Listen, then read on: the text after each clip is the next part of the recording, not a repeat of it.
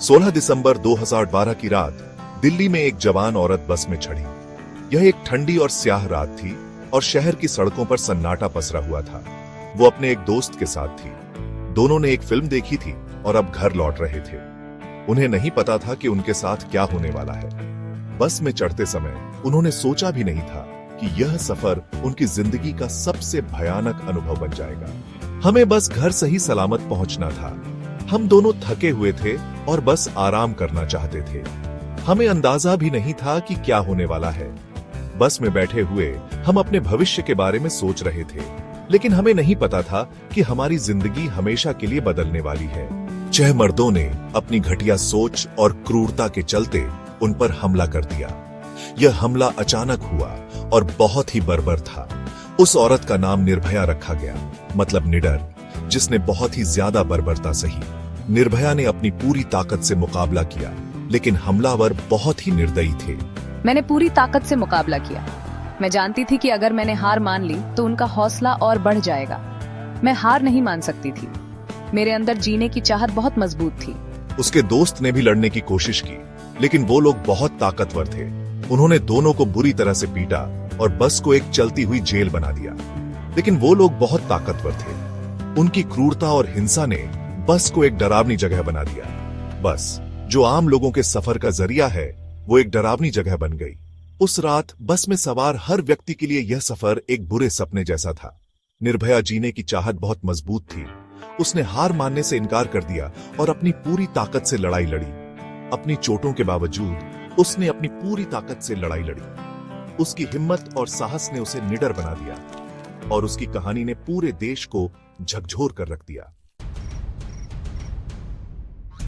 इस हमले की खबर आग की तरह फैल गई, जिससे पूरे भारत में गुस्सा और दुहक की आग भड़क उठी। हर कोई इस क्रूरता से स्तब्ध था और हर दिल में एक ही सवाल था, आखिर कब तक? लोग निर्भया के लिए इंसाफ की मांग करते हुए सड़कों पर उतर आए। यह सिर्फ एक घटना नहीं थी, यह एक आंदोलन बन गया था। हर गली, हर चौराहा, हर शहर में लोग इकट्ठा हो रहे थे। हम चुप नहीं रह सकते थे। यह हमारी जिम्मेदारी थी कि हम आवाज उठाएं और न्याय की मांग करें। हमें बाहर आकर इंसाफ मांगना ही था। बस बहुत हो गया। यह समय था कि हम एकजुट होकर इस अन्याय के खिलाफ खड़े हों।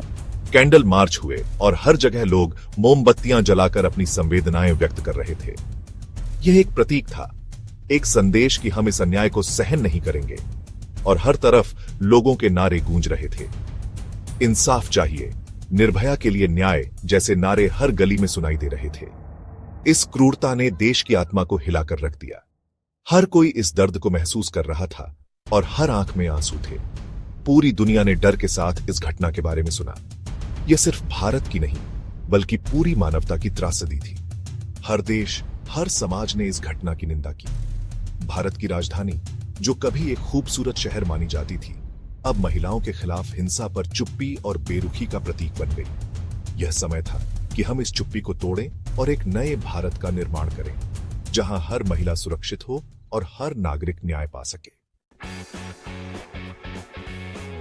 जनता की आवाज सुनकर सरकार और प्रशासन ने इस मामले को गंभीरता से लिया। लोगों का गुस्सा और दर्द साफ झलक रहा था। हर कोई न्याय की मांग कर रहा था और इस बार न्यायपालिका ने उनकी आवाज को अनसुना नहीं किया। भारतीय न्यायपालिका ने इस केस को तेजी से चलाया। अदालत में हर दिन नए सबूत और गवाह पेश किए गए। वकीलों ने अपनी पूरी ताकत झोंक दी और जज ने भी मामले की गंभीरता को समझते हुए तेजी से कार्रवाई की। 6 अपराधियों को गिरफ्तार करके पुलिस ने अपनी जिम्मेदारी निभाई। हर एक आरोपी को पकड़ने के लिए कई छापेमारी की गई। पुलिस की तत्परता और मेहनत की वजह से ही यह संभव हो पाया। बलात्कार और हत्या के आरोप लगाए गए। अदालत में आरोपियों के खिलाफ पुख्ता सबूत पेश किए गए। जज ने आरोपियों को कड़ी सजा देने का मन बना लिया था। पूरा देश इस केस पर नजर रखे हुए था। हर कोई टीवी और अखबारों के माध्यम से हर अपडेट जानने की कोशिश कर रहा था। मीडिया ने भी इस मामले को प्रमुखता से कवर किया, जिससे जनता को हर जानकारी मिलती रही। जहां इस घिनौनी घटना का खुलासा हुआ, इस घटना ने पूरे देश को हिलाकर रख दिया। लोग सदमे में थे और इस घटना की निंदा कर रहे थे। सबूतों और अपराध की गंभीरता को देखते हुए अदालत ने अपना फैसला सुनाने में कोई देरी नहीं की। हर एक सबूत को ध्यान से परखा गया और गवाहों की गवाही को भी गंभीरता से लिया गया। हम अपना फैसला सुनाते हैं। जज ने अपने फैसले में कहा कि इस तरह के अपराध को किसी भी सूरत में बर्दाश्त नहीं किया जा सकता। न्याय की जीत होनी ही चाहिए। एक लंबी और मुश्किल कानूनी लड़ाई के बाद आखिरकार न्याय की जीत हुई। इस केस ने कई कानूनी पेचीदगियों को भी उजागर किया, लेकिन अंत में सच्चाई की जीत हुई। 4 मुजरिमों को फांसी की सजा सुनाई गई। यह फैसला सुनते ही अदालत में सन्नाटा छा गया। हर कोई इस फैसले का इंतजार कर रहा था, और जब फैसला आया तो लोगों ने राहत की सांस ली। एक ने जेल में आत्महत्या कर ली। यह खबर सुनकर लोगों में और भी गुस्सा और दुख बढ़ गया। इस घटना ने जेल प्रशासन की भी पोल खोल दी। एक नाबालिग अपराधी को 3 साल के लिए सुधार गृह भेजा गया। इस फैसले को लेकर भी कई सवाल उठे, लेकिन कानून के तहत यही सही था। इस फैसले को इंसाफ की जीत माना गया।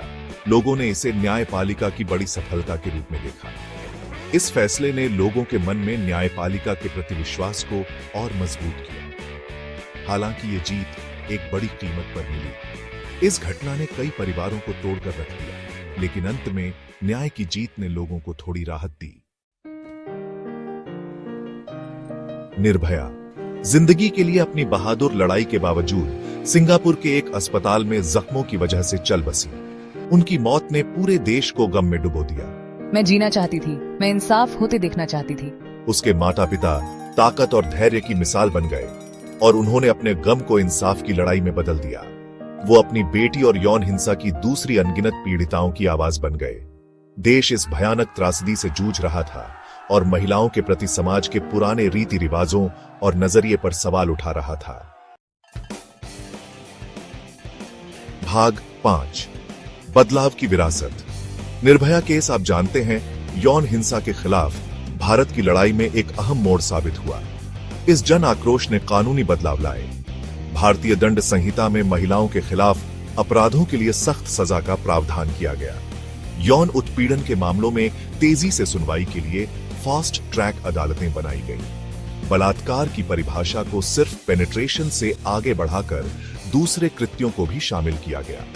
इस केस ने लैंगिक समानता और महिलाओं की सुरक्षा पर राष्ट्रीय स्तर पर बातचीत शुरू की। भाग 6 लड़ाई जारी है। हालांकि निर्भया केस ने कई बदलाव लाए, लेकिन महिलाओं की सुरक्षा की लड़ाई अभी खत्म नहीं हुई है। यौन हिंसा की घटनाएं भारत में अभी भी होती रहती हैं, जो इस समस्या की गहराई को दिखाती है। पितृसत्तात्मक सोच, पीड़िता को दोष देना और चुप्पी की संस्कृति अभी भी बड़ी चुनौतियां हैं। ज्यादा जागरूकता, शिक्षा और संवेदनशीलता की जरूरत है। भाग 7 निर्भया को याद करते हुए। निर्भया की कहानी भारत में महिलाओं की असुरक्षा की एक कठोर याद दिलाती है। उनकी हिम्मत और हौसला लाखों लोगों को प्रेरित करता है। उनका नाम न्याय और समानता की लड़ाई का प्रतीक बन गया है। उनकी विरासत उन अनगिनत लोगों और संगठनों में जिंदा है जो महिलाओं के लिए एक सुरक्षित दुनिया बनाने के लिए लगातार काम कर रहे हैं। भाग 8 चुप्पी तोड़ना। निर्भया केस ने भारत में यौन हिंसा पर चुप्पी तोड़ी। इसने ज्यादा महिलाओं को आगे आकर अपराधों की रिपोर्ट करने के लिए प्रेरित किया। इसने सहमति, सम्मान और लैंगिक समानता पर बातचीत शुरू की। दर्शकों के हस्तक्षेप का महत्व और महिलाओं के खिलाफ हिंसा के लिए जीरो टॉलरेंस की संस्कृति सबसे आगे आई। भाग 9 एक सुरक्षित कल। महिलाओं के लिए एक सुरक्षित भारत की यात्रा लंबी और कठिन है। इसके लिए सामूहिक प्रयास, प्रतिबद्धता और सोच में बदलाव की जरूरत है। निर्भया का बलिदान हमें लगातार याद दिलाता रहे कि अभी भी बहुत काम बाकी है। पुरानी सोच को चुनौती देकर, लैंगिक समानता को बढ़ावा देकर और महिलाओं को सशक्त बनाकर हम एक ऐसा समाज बना सकते हैं जहां हर व्यक्ति सुरक्षित और सम्मानित महसूस करे।